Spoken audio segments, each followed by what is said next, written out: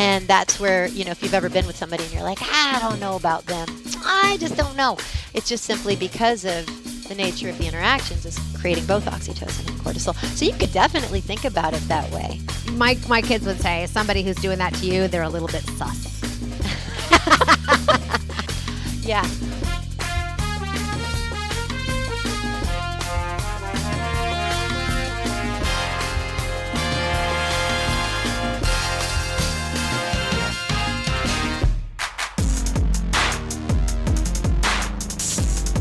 Hey, this is Lead With Who You Are. I'm Dia Bondi, and on this show, we are exploring and discovering what it really means for you to lead with who you are. Who you are. And we're doing it with people who embody who they are as they lead. Let's talk today about conversational intelligence, purpose, and choice with Amy Eliza Wong. Check this out for concrete approaches to conversations that build trust, the currency we're all really dealing with in conversation, and a little neurobiology about what trust really is. If you're a leader needing to communicate with more success, i.e. more leadership, you'll be listening a certain way and going for more than just outcomes. Let's get our minds blown together. Hey, just a quick reminder. You can subscribe to this show on your podcast platform of choice. We're live nearly everywhere, and you can always listen to the show at diabondi.com. If there's a leader or innovator in your life who is at their shiniest when they lead with who they truly are, please share the show with them and rate, subscribe, and leave us a review. It makes a huge difference in the reach that the show has when you let everyone else know what you love about the show. Thanks so much. You love audio, right? That's why you're here right now.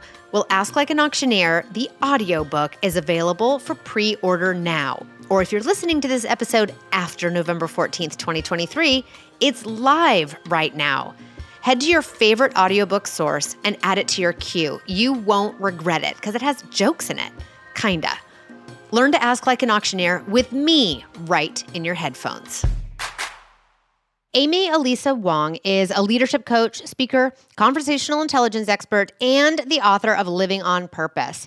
Once her first child entered her world in 2008, Amy began questioning everything that had made her who she was and couldn't bring herself to return to what had been a very rewarding career. One day, when sitting hopelessly on the floor in her closet, inspiration struck.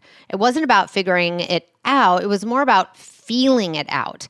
This insight became the first of 5 deliberate choices, which we'll talk about today. She discovered that one must take to lead an authentic life of fulfillment, meaning, joy, and impact. And today, she leverages this philosophy in her best-selling book, Keynotes and Coaching Practice. Hello, Amy.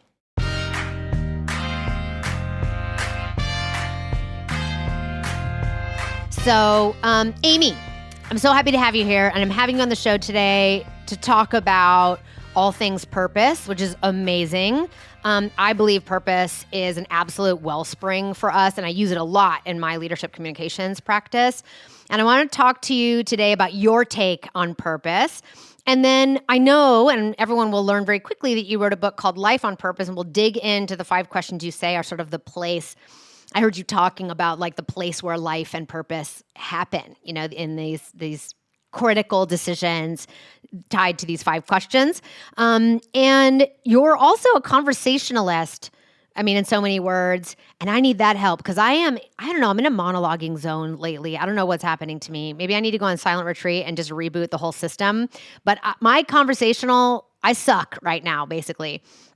Ironic because we're on a podcast where we're about to have a conversation. So anyway, I'm hoping you can help me with that today. And for all of us listening, for those of you who are like, yeah, I kind of also am finding less patience in conversation and a lot more monologuing coming out of my face, this might be helpful for you. So I'm so happy to have you here. Hi. Oh, Dia, it's a pleasure. I'm tickled to dive into this conversation with you.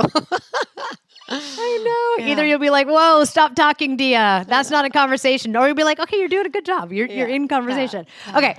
So we'll get to that in a second, but let's start with where I always do, which is like, if you were to right now answer the question, who are you? How would you do that? Well, I am one who is thriving. That's for sure. I feel like I'm so blessed. And so I get to live a miracle every single day. Who am I? I'm a mom. I'm a wife. But what fills my heart really is my purpose, and I get to live it.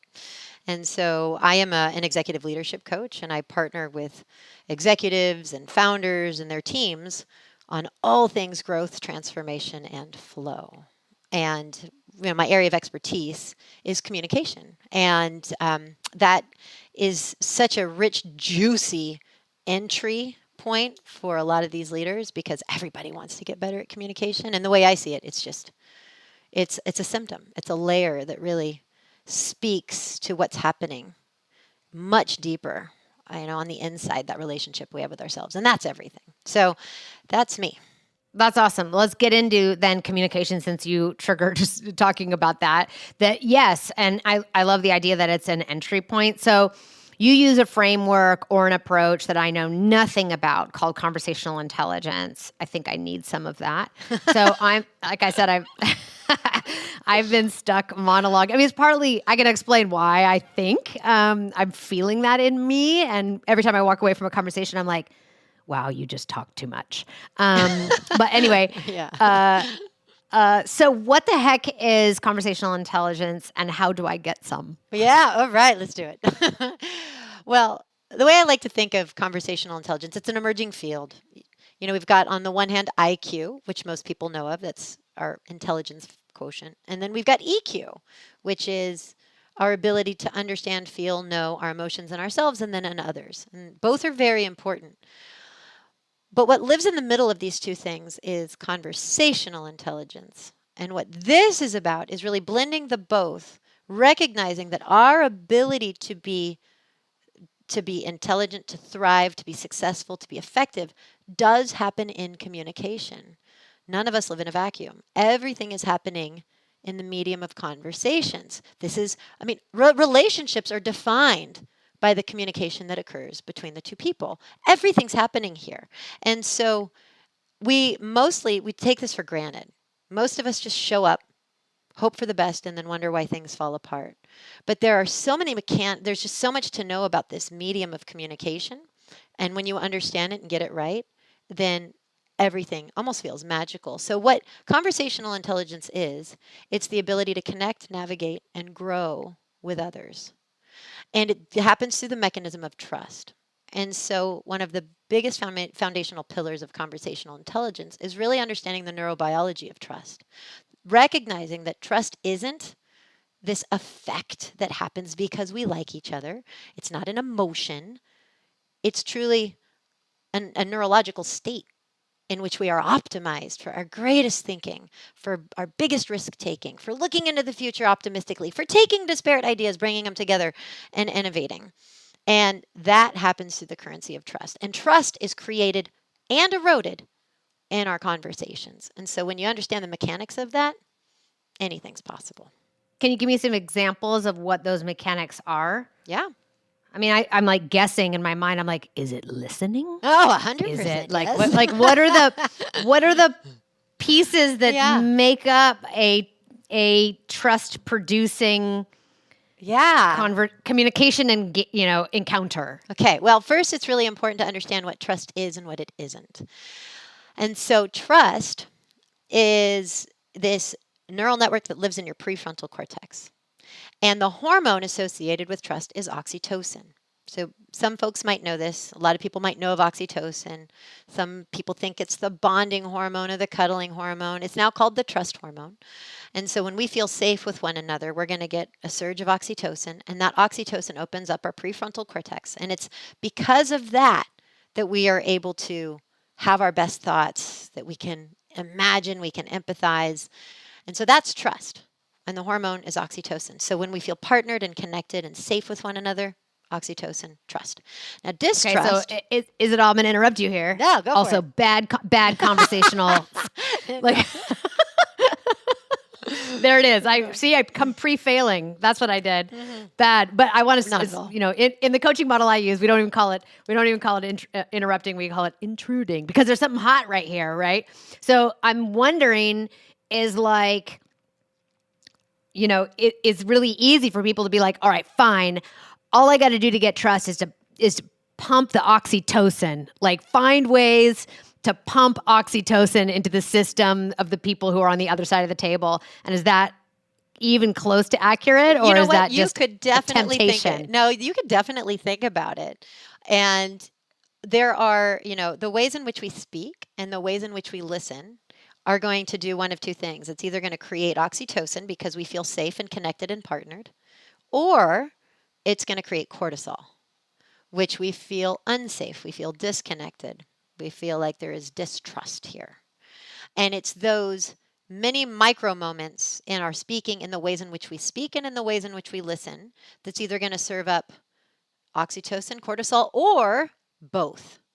Now, we could be in a conversation, Dia, where the way in which you're interacting, my brain is feeling both open and not so open. And and that experience is just called uncertainty. So we could be in a conversation that I'm getting this neurochemical cocktail of both. And that's where, if you've ever been with somebody and you're like, I don't know about them. I just don't know. It's just simply because of the nature of the interactions is creating both oxytocin and cortisol. So you could definitely think about it that way. My kids would say, somebody who's doing that to you, they're a little bit sus. That's what they would, like. Yeah. I have a 16-year-old and he would be like, he's cool, but he's kind of sus. But Yeah. why? Because that's the sort of like the bittersweet, cocktail that renders us a little like unsure, but also engaged at the same time. I got to say, I don't like that state. No. And it's because your brain doesn't know, can I fully buy in or do I have to fully protect myself? And so you're in a state of conditional trust, which is kind of like, you foot on the gas and the brake at the same time. You're waiting for something to shift to tell you one way or the other. And it's kind of that, I'm not sure. But interestingly, going back to your question about, can we just pump the situation with oxytocin? Well, here's what's interesting about that. If your intention, and it's the intention, if your intention is to create oxytocin for your gain, that is going to create uncertainty. Because it is not for the genuine sake of partnering. It's because you have an agenda. And so this is what's classified as a positional conversation. When you come into the conversation and you've got an agenda and you want to achieve something, the nature of the dynamics are going to create both oxytocin and cortisol. And so it's interesting because, a lot of sales folks are trained that they've got to come in and they've got to do these things in order to build trust. And we can tell if somebody's doing it as a means to an end and versus they genuinely care. And so if someone comes in genuinely wanting to partner, genuinely curious, genuinely wanting to help this person, I've got a product I want to sell, but let me connect with you because I really care. That's going to go so much farther than one with a positional stance. So you're kind of playing the long game in that way. My old mentor used to say, like, people don't want to get techniqued by you. Yeah. Like that's not, Yeah. don't do that. But what you're saying though is interesting, is I think for me, going back to my funny, setup around like I'm struggling in conversation these days. I can tell I'm heading into a book launch. I can tell that I'm fairly tired, like I'm pre-tired and I haven't even started the race yet, really.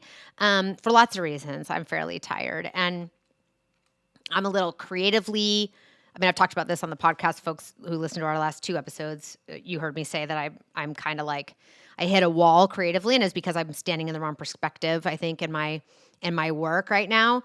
So I'm coming into a lot of the conversations I'm having with a feeling of like, I just got to get this done. I got to handle this conversation. I got to get on to the next thing. And that's why it feels like a monologue to me, because I don't have a nefarious agenda. I'm not like, I can feel that I'm not, I'm not commodifying the person that I'm talking to in any way, but I am right now, like for this last season, kind of at a state of depletion. Sure. So it's almost like my cortisol is already high. My, oxytocin is probably fairly low walking in. And so I'm not able to care for the conversation in a way that I really want to. I mean, I don't know that this is an experience that people are having of me right now, but I can feel that tension in my own body of like wanting to knock it out instead of like drop in, you know? Yeah. Well, let's talk about this because what you're speaking about is the transactional conversation. And the transactional conversation is one of telling and asking and getting things done. It's all about the thing. It's all about the exchange of information about the thing. There's nothing about the human or the relationship on the other side of this thing that we're focusing on. And what's interesting about transactional conversations is that that produces cortisol. And the irony is that our transactional conversations are the ones in which that's where we get stuff done. But if we stay in a transactional dynamic for too long, we're creating cortisol in ourselves and in others. And the bigger conversation here is, and I'll tell you why. Dia, if you and I are in this conversation for a while and I'm purely transactional with you, purely transactional, I'm just telling you the thing, not asking you about how you feel about it, not getting your brain, what's happening is all of a sudden your brain's like, wait, hold on for a second. There is no awareness of me as a human on the other side. I am not feeling seen. I'm not feeling heard. I don't know if I'm safe here because there's no awareness of me. And so what your brain starts to do is start to protect itself by creating cortisol. Like, oh, I don't know, we got to protect ourselves here. And so that's the risk that many leaders run in running their ships in a tightly shipped, like very highly transactional. And in fact, this is what can define a toxic culture, is when they're so highly transactional because they're trying to get things done, so many things done in a certain deadline. What's happening is you're creating a tremendous amount of cortisol in the system. Now, with cortisol, a couple things. It influences your perception, right? So if I've got a lot of cortisol in my system, that's like wearing red glasses. So I'm going to see what's wrong instead of what's right. Everything's going to feel a little more threatening. But here's the worst part. The job of cortisol is to shut your prefrontal cortex down. And you think, wait, hold on for a second. How? How? Could this even make sense? Well, and if you really feel into this from an evolutionary perspective, right? If you're out on the plains and you're picking berries as a cave person, and all of a sudden a tiger comes out from behind a bush, right? Your brain's like, aw, you don't have time to kumbaya and brainstorm your way out of this. You got to get the heck out. So it shuts down the most resource-heavy part and channels of the prefrontal cortex and channels those resources to your extremities. So that's why when we feel stressed, we don't feel super smart and we feel really kind of powerful but exhausted because none of that stuff is up here that we can use in a constructive way. And so I'm just validating everything you're saying here. If that's your experience and that's what you're feeling, it makes sense because that's the hallmark of a transactional conversation. I think you also just told me that I have the potential to make a toxic culture in my workplace. So I should probably check in with my team and see if that's happening. I don't think it is. I don't think I've reached the zone of toxicity, but I can see how, layers and layers and layers of this. And this is the way in which we engage with one another. It can flood the system. And I'm talking about not just an individual system, but if everybody is operating in a cortisol-rich environment, the entire system that is the team, that is the organization, it becomes just a big ball of cortisol, right? Yeah. That's doesn't have access to their most resourceful thinking. So I'm going to imagine that what I'm experiencing is like me noticing that like there's an urge to just get shit done, and that I love this idea of like powerful but exhausted at the same time. That's very interesting. And I can imagine for founders when there's incredible time pressure and amazing expectations from the board, from their VCs, from customers as they're continuing to break what they're building, because that's the nature of building early days, that they're communicating from a place of like a cortisol steeped, neurology. Yeah. And this is why I do so much. That's why I'm so busy. So I'm so busy. And the thing is, we're not taught any of this when we're kids. And I swear to goodness, if we learned this stuff, especially the neurobiology of communication, I mean, here's another fact that we don't talk about that is a game changer when you get it. You know, this experience of rejection that we can have and just how unwanted it is? Well, everything that we do as humans, and I would say especially in leaders as well, we're doing everything we can to avoid that sense of rejection. And what's true about the brain, rejection is death to the brain, right? Now, I don't know if you've heard about this, but there have been studies. Rejection literally feels like physical pain in the brain. But when you think about it, when we're born entirely helpless. And so the brain knows in order to survive, I need mom or dad to buy in. Then food and water and shelter will follow.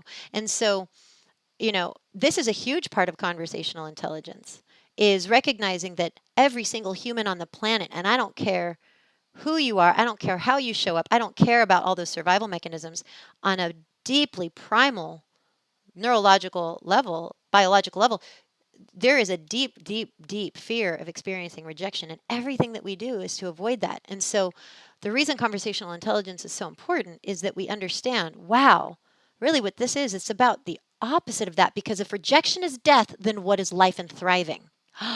It's that sense of connection and partnership. Okay, well, how does that happen? In conversation. Okay, cool. So what do we need to do to optimize that so that we can get more done in less time? And that's really what this is about.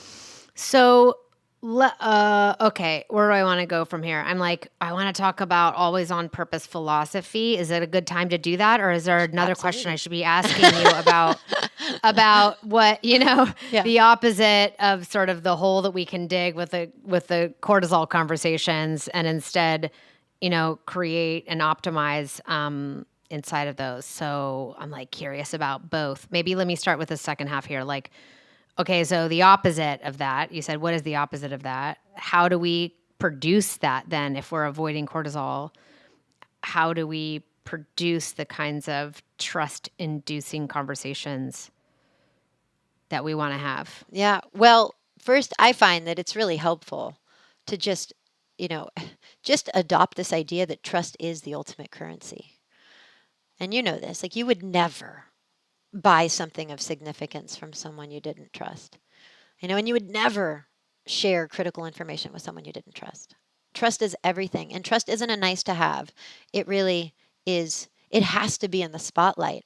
And we've made trust this kind of soft skill thing that it's like, and we tend to think that it just happens because, hey, we get along, we have this history.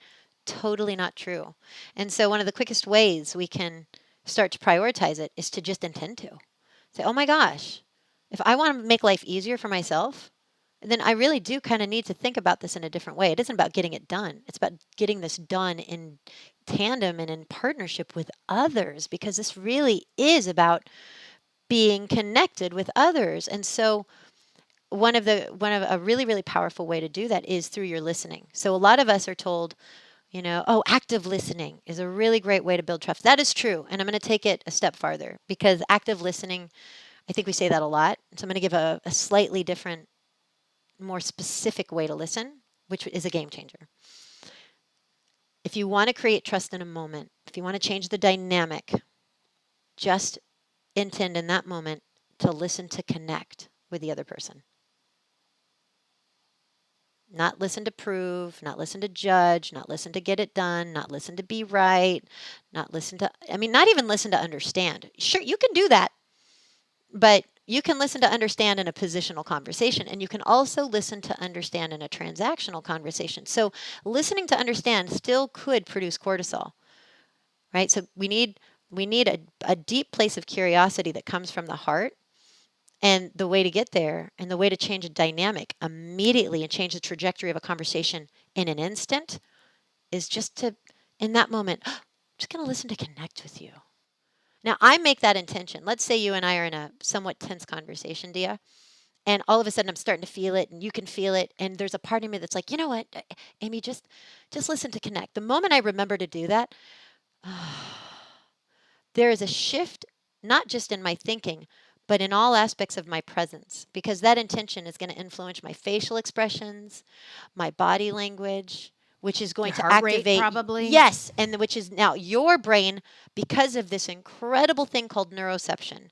Your brain picks up on it in 0.07 seconds of an interaction, and now because your brain is craving, now this is true of all humans, craving that sense of connection, belonging, approval, and acceptance, because that is life. Remember, rejection is death. So even if your psyche is saying, "Oh, that I don't like," and you've got these, and there's tension in your psyche, your brain is going to go, "Wait a minute, there's an opening," which is going to begin immediately start to shift your psyche into an opening that wasn't there otherwise. One of my favorite books, it's not a very easy read. And while I love to write, I'm not a very strong reader. I never have been, even since I was a kid. Reading's a struggle for me. But it was so worth that struggle. Is a book called A General Theory of Love by Lewis and another co-author. If you haven't checked it out, for folks listening, it talks a lot about how contagious we are. Just being near one another with a different breath rate, different heart rate, Olympic system that is activated one way or another, has an impact way outside of our own bodies. It is absolutely true. Oh my gosh, there's so much written about this, so much.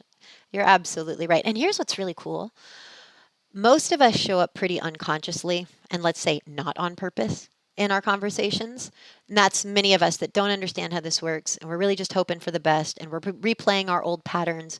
We don't recognize that trust is the ultimate currency, and we just end up creating impact in ways that are probably unideal. In an interaction, it just takes one person to be aware of this and to come in with the intention to partner, to come in with the intention to connect, to come in with this intention to be in a state of connection and trust, that it's that intentional presence and stance that will override the unintentional presence of this other individual that's got these habits running. Because remember, everybody's brain is creating that sense of acceptance. And so, if you're listening to this and you're thinking, "Oh, wow, this is really cool, but this won't work if I'm the only one listening to this and the rest of my team isn't listening to this," actually, it'll work just the same. It just takes you shifting the conversation with this intention to partner, and it's everything. It's everything. It's awesome. So we've got, the opposite of sort of the cortisol tea that we could create and all sit in together, which is focusing on trust and to help create trust in a particular moment, to listen, to connect. You talk a lot about showing up in conversations on purpose. Can you talk about your always on purpose philosophy? Yeah, absolutely. And what I'm about to share, you could think like, wow, these are very different frameworks. And I'd say they're not at all different. Now, the always on purpose philosophy, I've been coaching now for over a decade, and always on purpose really is, it's a philosophy and a framework for thriving. Communication is that top layer where we can see the effects of how we're doing because of the worlds we're creating via the communication that we are having. But where they link conversational intelligence and always on purpose is conversational intelligence is all about trust. If we want to be on purpose, we really have to have trust in ourselves. And so what it comes down with, what I focus on at the heart of what I do is really transformation. And to get to the root of transformation, it completely hinges upon the relationship, the relationship you have with yourself. Because that relationship that you have with you forms the primary lens through which you look, that gives rise to everything that you perceive, that then feeds your thoughts, your beliefs, your interpretations, and thus your reality. And so if we can get that relationship right, then all is well. And so what always on purpose is, what is that framework? What are the steps? What do we do? What are the fundamentals of thriving? And how do we be on purpose in our life? So I listened to one other interview or a talk you gave where you sort of pointed at this idea that like key decision points or choices are where our life on purpose happens. I might be saying this the wrong way, but this is how I interpreted it. And you talk in your book about this idea of like feeling it out instead of figuring it out as sort of one place where we can make some choices. Yeah, absolutely. Or make a choice. Yeah. Can you talk about what you mean by feel it out, don't figure it out? Yeah. I also work in the world of communications, and, my founder clients especially spend just a pile of time figuring it out. Oh, of course. Yeah, I know that word. Yep. Well, when what you're speaking to kind of is a mechanism for being on purpose, which a big part of the always on purpose philosophy is recognizing and harnessing our superpower of choice. Because everything hinges on our ability to harness choice in the most optimal way. And what being on purpose really is about being at choice at the level of perception more so than the level of action. Now, how do we do that in practice? Now, you just pointed to feel it out, don't figure out. Now, what this is, it speaks to the wisdom and really truth, just the truth that for each of us humans, we have all these goals, we have desires, we want to feel good, and so we want stuff. Now, what we tend to believe is that we want the thing for the thing. We want the money for the money. We want the house for the house. We don't want what we want for the thing. Everything we want it because we think it's going to make us feel a certain way. So at the end of every single desire that we have is actually a desired feeling state. But we don't think about it that way. What happens is we get trained away from our feeling, and we're told, it starts in school. Do it this way so you can get a good, get good grades so you can get into good college so you can get a good degree. Do not study art. You've got to do engineering. Okay, right. Okay, now you got to get into a good college. And so it's like we get trained away from this ability to feel out what feels amazing, and we follow what sounds right. And what happens in that process of doing it is we end up chasing stuff that we think is going to make us happy, but we never fully check it out. And this happens all the time. I'll be coaching let's say an emerging executive, and he or she is determined, okay, I'm going to go from senior VP to executive VP. I have to. That's how it's going to go, and that's what's going to make me happy. But little are they realizing, well, actually what makes me happy is to feel more spacious and present with my family and to feel at peace and to feel at home. And so what they end up doing is gunning for the executive VP position. They get it, and it completely forsakes what they actually want. And so now their life looks fabulous on paper, but they're miserable. And this is the predicament I deal with so many professionals. And this is what we are constantly coaching them out of, is that my life, this makes no sense because everything looks great, but I feel empty. And it's simply because they have been figuring out their way to a thing versus following their feeling to the clarity of what they actually want to feel, which is the most important thing. I think it takes courage. I mean, my observation, my own experience, it takes courage to actually acknowledge the feeling that you're going for, and understand what the things are you're going to pursue that produce that, in a way that's aligned, that's aligned. Art versus engineering, for example, although those aren't necessarily mutually exclusive. In my book and project Ask Like an Auctioneer, I talk to women all the time about their goals, and goal shame comes up a lot because what they say they want is different than what they actually want. And when they say what they actually want, there can be embarrassment and shame in saying, I want to be director, but I don't want any direct reports because I want the freedom to be able to be a specialist and not actually, right? But they say it in a hushed tone because that feels aligned to who they are, but it's not what they see around them. It's not the story that they've been told is what you're supposed to want at a certain level, and the right thing to pursue. And so this becomes this heavy contradiction where it's like, it's one thing to recognize what you want and be able to name it and claim it. It's another thing to be able to actually, for yourself, it's another thing to be able to name it and claim it publicly and to pursue it and put that into action when it feels, that there's risk of the big R word again, rejection. See, it always comes back to rejection. I'm going to encourage you and everyone listening, notice how everything maps back to that fear of rejection. But you're absolutely right. And so, in fact, in my book, Living on Purpose, I devote an entire chapter. It's chapter 4 called I Should You Not.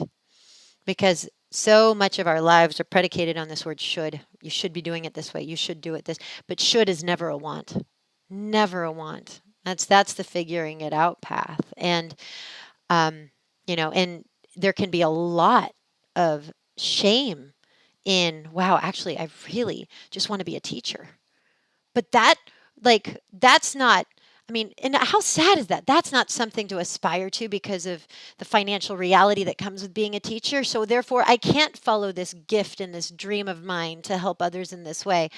I've got to do something really boring and mind-numbing, such as accounting and this blah, blah, blah, whatever it might be. Yeah, or my manager has a different picture for where my career can go than I do, and to be in conversation around that, to be able to guide your own career path in a way that is not aligned to maybe how someone sees where your potential is.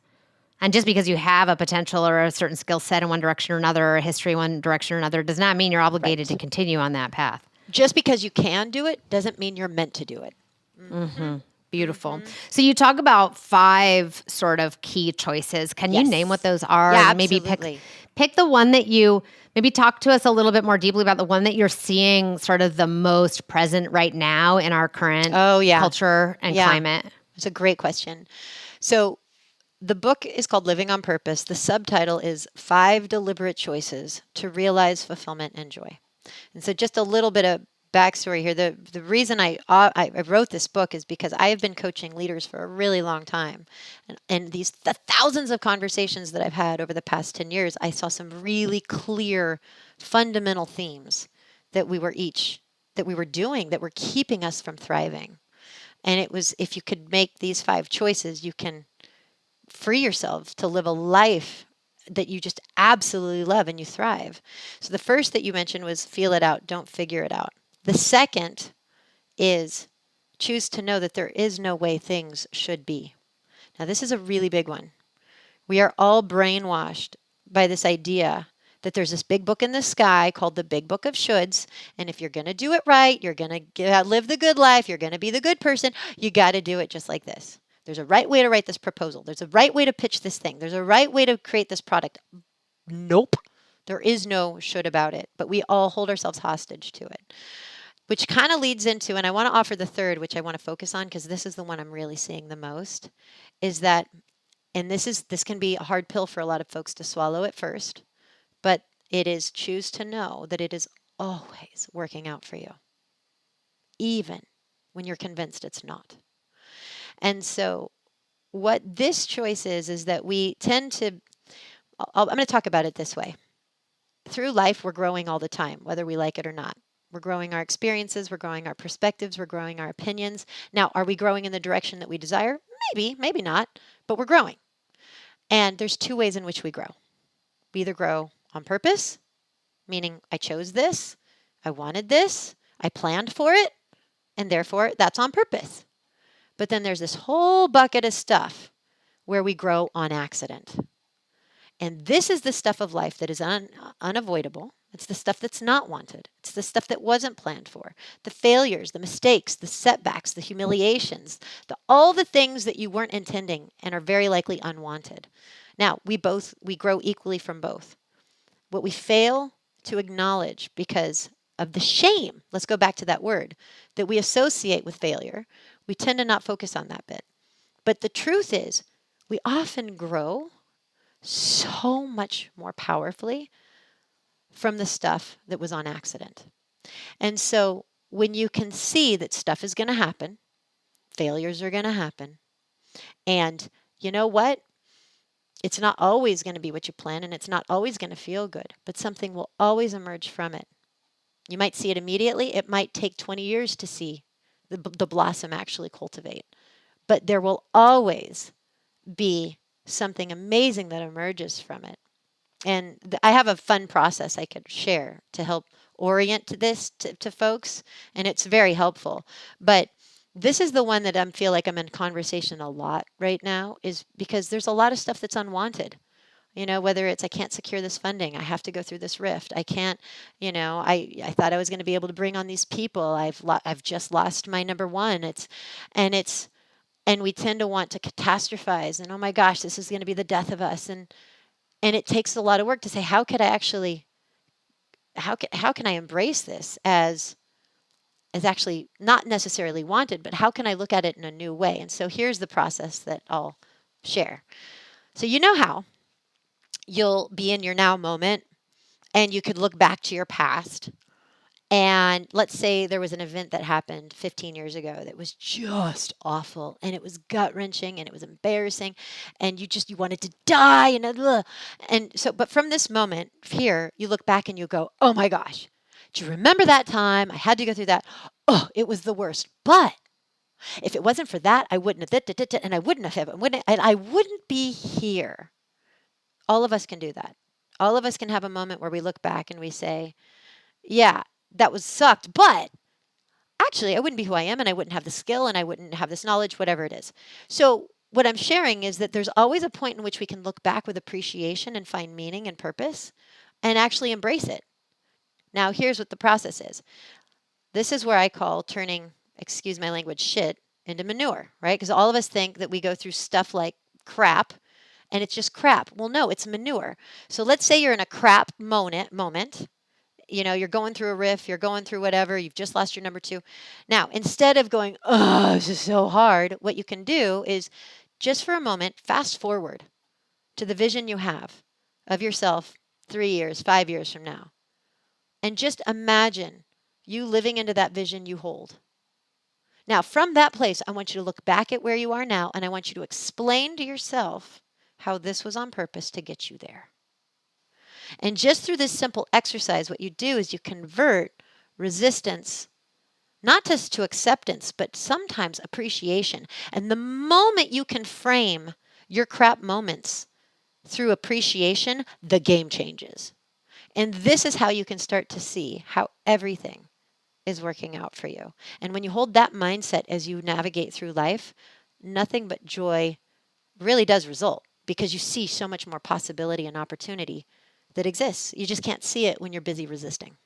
When you're pointing to, this mindset, it just as you think about or as you talk about these choices, it's sort of like these are not circumstantial choices. When you're confronted with this, here's what to do, although you just gave us a process to deal with a common theme around one of these choices. But these feel more like life stances, 5 life stances. I mean, this is my language as I internalize what you're sharing. Yeah.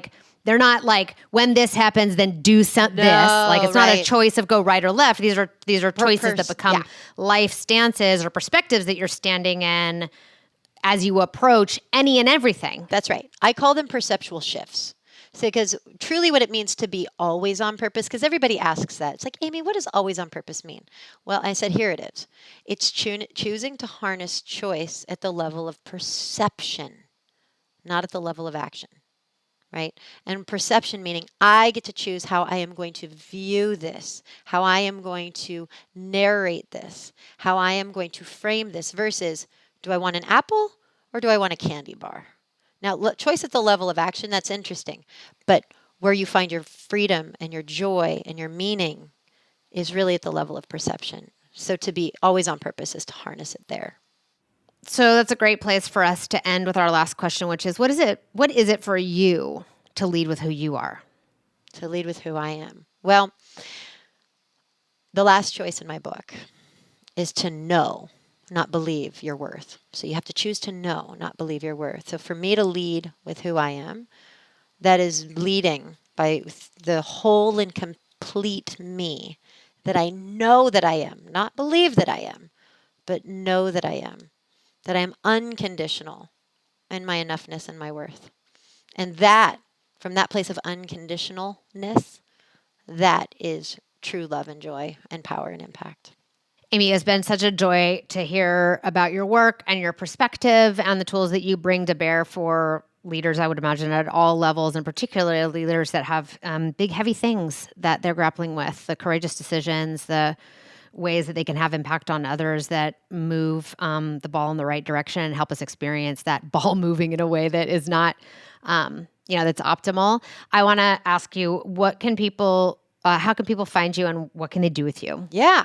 So definitely check me out on my website is alwaysonpurpose.com. I have a ton of stuff there for folks.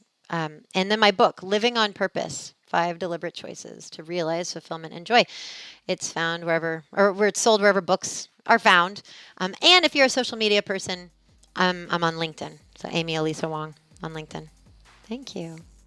What a joy. And you and I we have a future date sort of softly booked onto our calendars for one of our networking dinner, Wonder Women dinners in the East Bay. I'm super happy when that can happen. I know we were going to do it this Friday and it got moved, but I'm looking forward to having this conversation face to face again very soon and building on it and hearing jokes. We can tell some jokes. Yes. Thank you, Dia. So nice. Lead with Who You Are is a production of Dia Bondi Communications and is scored, mixed, and produced by Arthur Leon Adams III. Have a question or an inquiry? Reach out to us at hello@diabondi.com. You can share, rate, and subscribe at Apple Podcasts, Google Podcasts, Spotify, or wherever you get your favorite shows. Go to diabondi.com for the show notes to find our tools, frameworks, content, and programs to help you and your team speak powerfully and lead with who you are.